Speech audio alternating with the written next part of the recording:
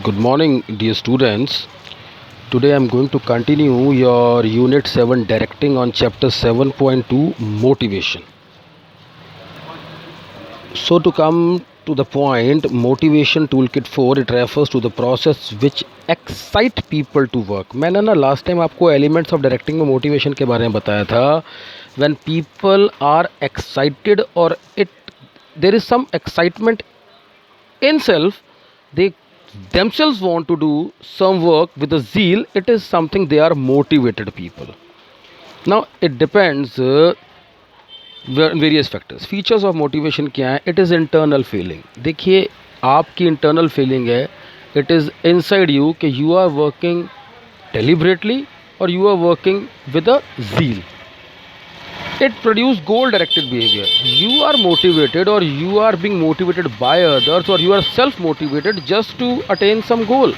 आपका एक पर्पस है किसी टारगेट को अचीव करना. देखिए, मोटिवेशन कैन बी पॉजिटिव और नेगेटिव. आपकी अप्रेजल से, आपकी तारीफ़ करके, आपको बूस्ट करके अगर मोटिवेट किया जाए तो वो पॉजिटिव है.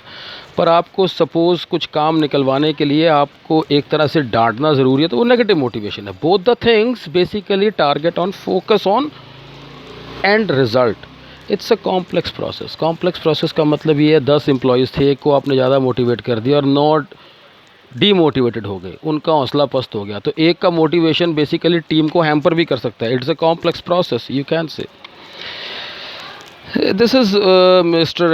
Abraham Maslow who gave some theories of motivation. Maslow need hierarchy theory. This is a triangle which is given to you with 5 basic needs. Well, that needs are psychological, safety, affiliation, esteem and self-actualization. The basic 5 paragraphs are given on your next page over here.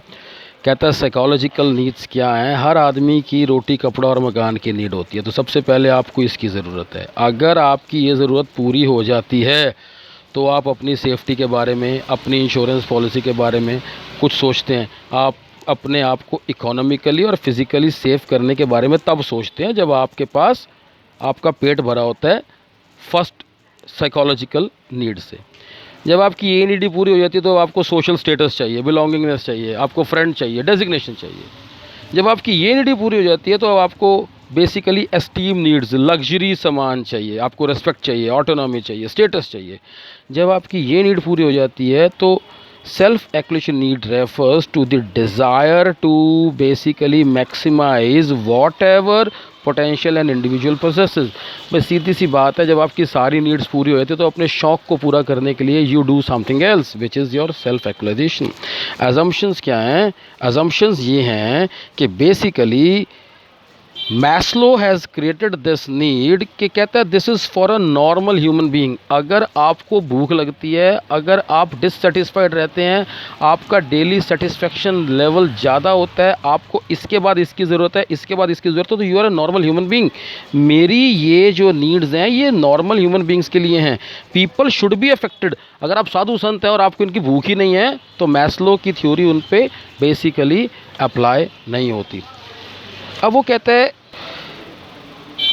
The same triangle can be explain by 2 particular rectangles. के आपकी जो needs हैं वो job में, organisation में, business में क्या हैं.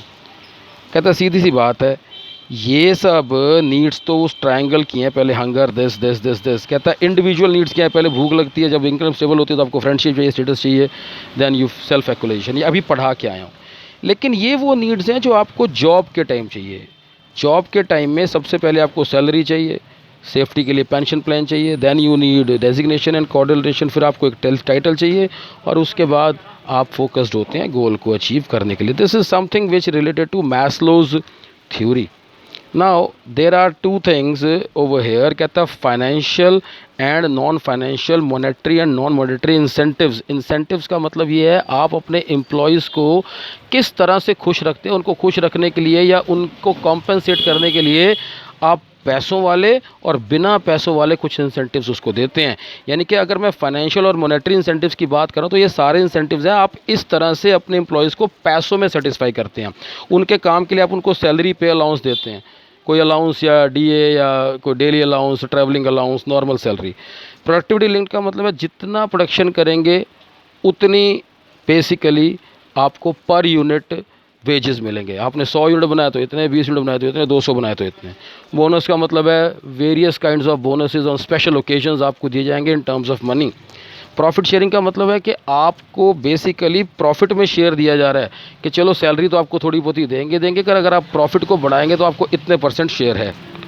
टू कंटिन्यू आपको को पार्टनरशिप या स्टॉक ऑप्शन दी जाती है, आपको आपकी कंपनी के शेयर ऑफ़र किए जाते हैं। शेयर ऑफ़र करने का मतलब है कि अगर कोई हिस्सेदारी बाज़ार में 100 रुपये में कोई लेता है तो वो आपको 80 में ऑफ़र कर सकते हैं। दीज आर को पार्टनरशिप और स्टॉक ऑप्शंस।